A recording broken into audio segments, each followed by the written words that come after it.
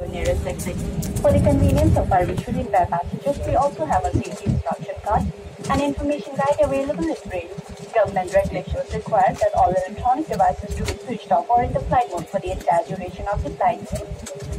और अब हम आपके लिए इंडिगो की रिटेल थेरेपी मैगजीन अलर्ट से पेश करते हैं जिसमें आकर्षक मूल्यों पर उपलब्ध वस्तुओं और फर्नीचर पार्ट की जानकारी दी गई है।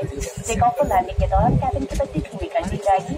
आपसे निवेदन है यदि आप पढ़ना चाहें तो पहले के पैनल की बत्ती का प्रयोग करें। ध्यान देने के लिए धन्यवाद। May we also take this opportunity to introduce and visit our retail section magazine. It brings to your range of attractive merchandise and tempting array of snacks and beverages for sale at very compelling prices.